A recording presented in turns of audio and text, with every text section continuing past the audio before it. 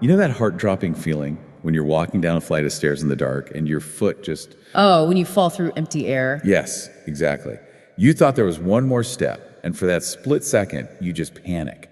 There's this total loss of gravity. It's the worst feeling. It really is. And right now, honestly, that split-second panic is basically humanity's collective baseline anxiety about AI.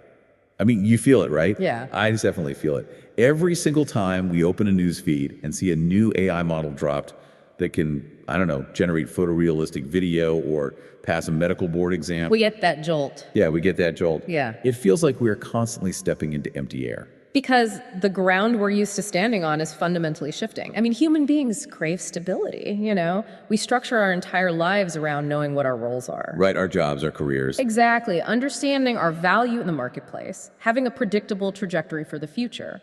So when a technology emerges that challenges our unique utility, it triggers this massive existential vertigo. Which is exactly why we are jumping into our source material today. We have this really fascinating framework in front of us. It's titled Fear of AI, Myth, Reality, and the Path Through the Transition Gap. It's a great read. It is. And our mission for this deep dive is to untangle the actual real threats of artificial intelligence from all those, science fiction myths. We're going to explore this highly volatile period we are about to enter and figure out how we actually navigate through this short-term disruption. To arrive at long-term human flourishing. Exactly. Okay, let's unpack this. Because to understand why this fear feels so uniquely unsettling, we have to look at how we've reacted to massive technological shifts in the past. Right, like when you look back at the invention of the printing press or the steam engine or the automobile, people were definitely afraid. Massive changes. But those fears were largely physical or hyper-localized. With the car, for example, people worried about physical accidents or the loss of the horse and carriage trade. Which makes sense. It does.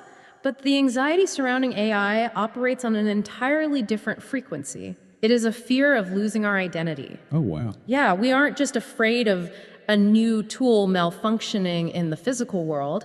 We are looking at a technology that mimics our cognitive abilities and that forces us to ask what actually makes us uniquely human. So, to properly define the threat, we have to contrast AI with two of the most consequential discoveries in human history.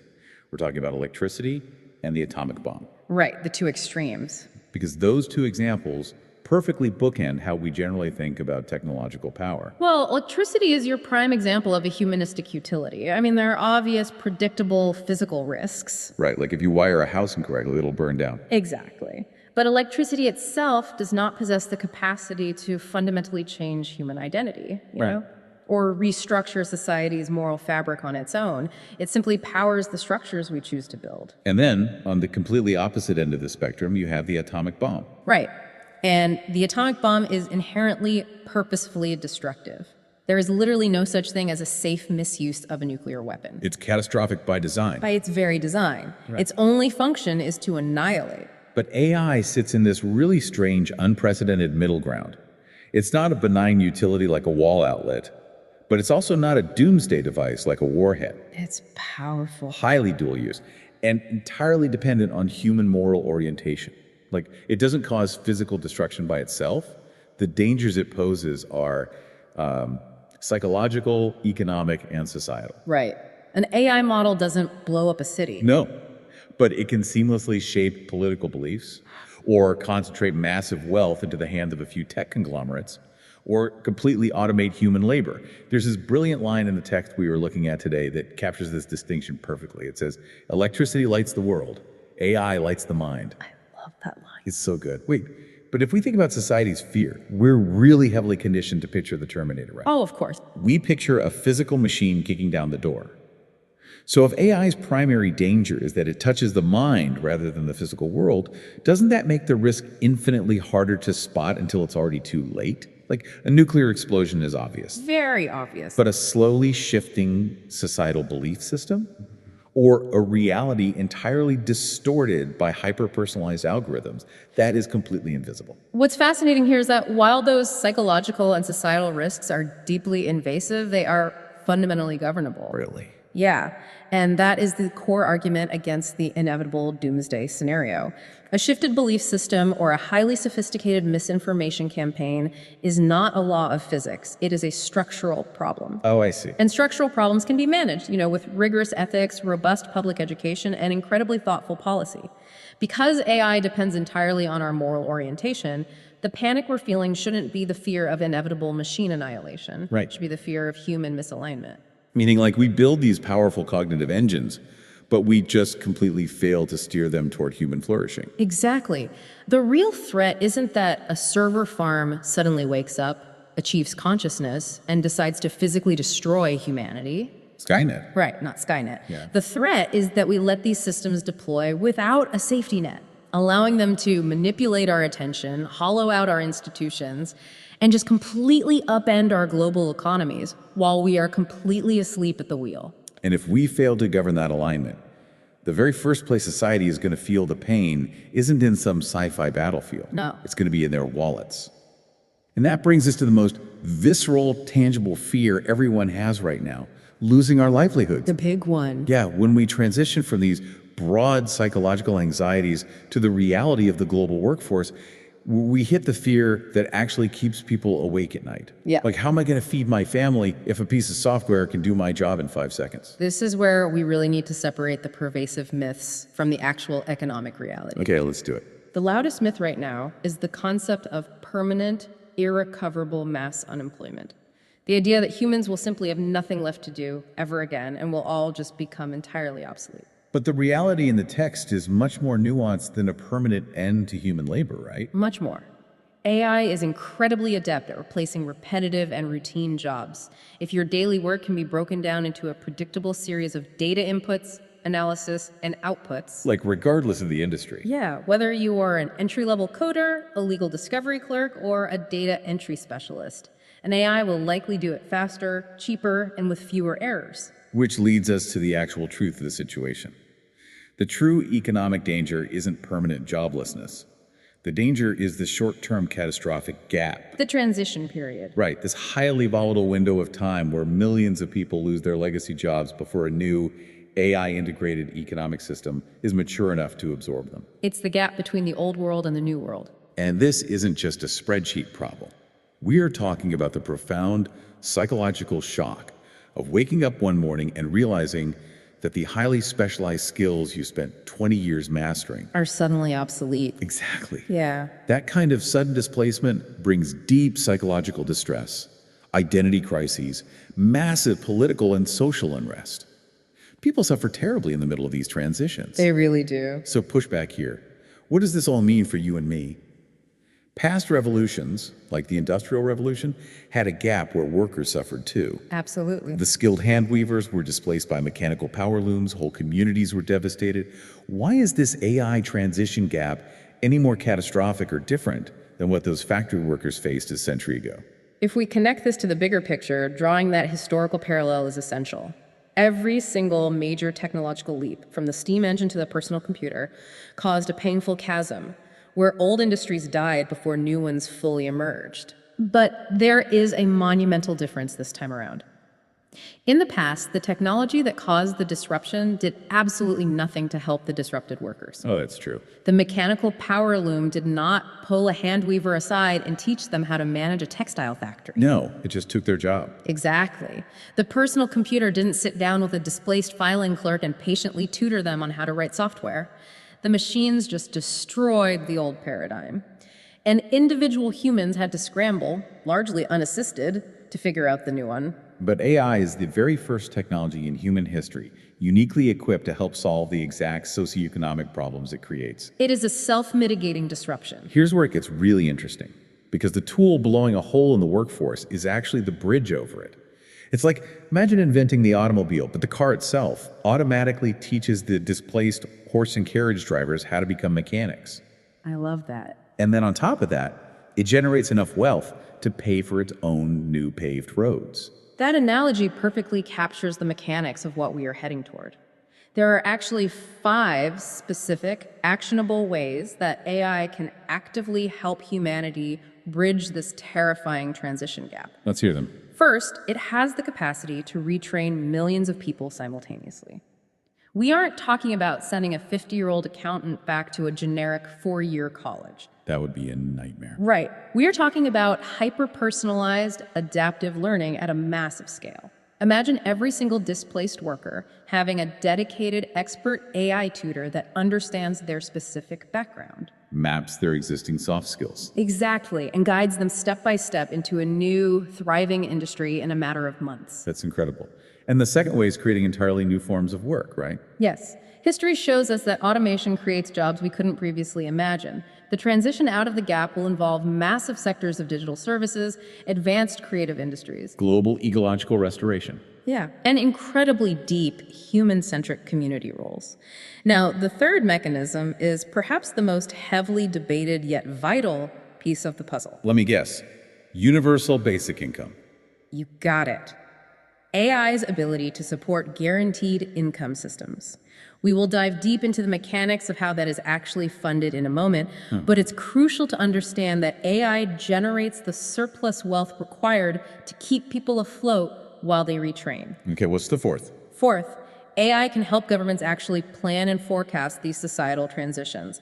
Instead of blind guesswork, governments can use advanced predictive modeling to see exactly which sectors are going to automate next. So they can build the safety nets before the fall happens. Spot on. Yeah. And the fifth way is highly individualized. It's helping humans discover their actual talents. Instead of forcing people into whatever generic corporate role has an opening, AI can match people to deeply meaningful roles based on their unique cognitive aptitudes and personal passions. No previous technology has ever possessed the capability to act as an active participant in human recovery. I want to circle back to that third point, though, because it is always the sticking point. Guaranteed income. It's controversial. It is. Whenever someone brings this up, the immediate pragmatic question is, okay, that sounds like a wonderful utopian dream, but who is actually paying for it? Right.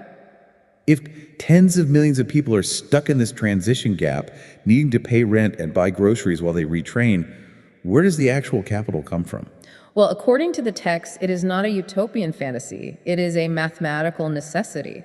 And the framework lays out exactly where the funding originates. There are 5 distinct economic drivers made possible by AI that make guaranteed income entirely feasible. Okay, walk me through them. Number 1, AI productivity dividends. We are talking about AI generating tens of trillions of dollars in new economic value globally. Just by making things faster. Faster and better, by optimizing supply chains, accelerating research, and virtually eliminating administrative bloat. So the sheer efficiency creates a massive surplus of wealth that didn't exist before. Exactly. Now, number 2 is automation taxes. Think about the mechanics of labor. If a massive corporation fires 1,000 data analysts and replaces them with a single AI server farm. Society immediately loses the income tax those 1,000 workers were paying. Right, and those workers lose their survival mechanism. So an automation tax is designed to capture a fraction of the immense, unprecedented savings the corporation just gained and legally route it back into a transition fund for the displaced workforce. Wow, okay. You tax the machine's labor to support the human it replaced. Precisely. Driver number 3 is the rise of entirely new, highly taxable AI-enabled industries. We are looking at a future boom in advanced biotechnology, personalized medicine, next-generation clean energy, and digital craftsmanship. So these aren't just cool concepts. They are massive new sectors that generate profound new taxable wealth. Right. Now, driver number 4 really clicks when you look at macroeconomics. Massively reduced government costs. Oh, because governments are usually so inefficient. Exactly. If AI is deployed to optimize public systems, it drastically lowers the cost of National Healthcare Administration, public infrastructure management, and it can almost entirely eliminate bureaucratic fraud. And when a government isn't bleeding billions of dollars in administrative waste, it frees up vast amounts of public capital to direct back to its citizens. You're getting it. And finally, driver number 5. Sovereign wealth funds. The best way to understand this is to look at a country like Norway. Decades ago, Norway discovered massive offshore oil reserves. Right. Instead of letting private companies extract all that wealth, the government taxed it heavily and built a massive sovereign wealth fund. That fund now owns a percentage of global stocks, paying dividends back into their public welfare system. Oh, I see where this is going. In this century, AI is the new oil. Governments can actively invest in AI infrastructure, take equity in the intelligence revolution, and use those monumental returns to pay a universal basic dividend directly to their people. Wow. So when you synthesize all 5 of those mechanisms, the productivity dividends, automation taxes, new industries, reduced public waste, and sovereign wealth funds, the math actually starts to align. It really does. AI itself serves as the economic engine that funds humanity's survival through the transition gap. Yes. So if we accept the premise that AI can serve as our personalized tutor to retrain us, and that the immense multi-trillion-dollar wealth it generates can literally pay for our housing and groceries during this gap, Yeah. it begs a really profound, almost philosophical question. What exactly are we transitioning to? I mean, if a machine can do all the routine tasks, analyze all the data, and pay for our survival, what are human beings actually supposed to do with their days? This brings us to the emotional core of our entire anxiety. It's the fear of being fundamentally outclassed. Yeah. It is the sinking realization that an AI might be able to write a more structurally perfect essay, generate a more visually stunning painting, or even explain a complex scientific concept with more patience and clarity than a human teacher. It's the artist's nightmare, the teacher's nightmare, the fear that our best simply isn't good enough anymore. It is a hard truth to swallow, but AI will likely surpass humans in pure technical skill. Ouch. Yeah, but there is a crucial non-negotiable distinction. AI cannot surpass humans in spirit. Right. Like AI can compose a technically flawless piece of music, or generate an award-winning digital landscape, or perfectly parse a legal contract. Exactly. But an AI cannot love, it cannot suffer, it cannot hope, it cannot genuinely uplift a broken person, and it cannot inspire. A server farm cannot build human character. It can't heal emotional trauma or create a sense of genuine community unity. There's a beautiful metaphor used in the source to illustrate this profound difference. Well, the lamp and the candle. Yes. Think of AI as an incredibly powerful lamp and human creativity as a candle. A modern lamp shines infinitely brighter than a candle. It has more wattage, more output, more sheer illuminating force. Sure. But a lamp is cold. A candle provides warmth. Brightness versus warmth. Brightness, the technical perfection of a task, is not the ultimate purpose of art or teaching or caregiving. Warmth is. I hear that, but let's push back on that for a second. Let's look at how people actually experience the world. Let's say I'm listening to a sweeping, cinematic piece of music, and I don't know who wrote it. Okay. If an algorithm can compose a perfect symphony that perfectly hits my auditory receptors and genuinely brings me to tears, does it really matter to me as the listener that the machine didn't actually suffer to create it? The brightness still made me feel something real.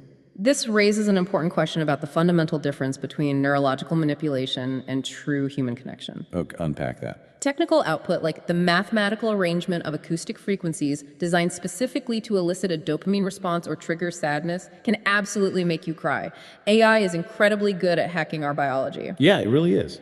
That is the brightness. But true human connection requires mutual vulnerability. When you listen to a heartbreaking song and you know a human being suffered through a devastating loss to write those lyrics, you aren't just reacting to sound waves. You're connecting. You are connecting your own private human experience of grief to theirs. You're feeling seen. You're feeling understood by another soul.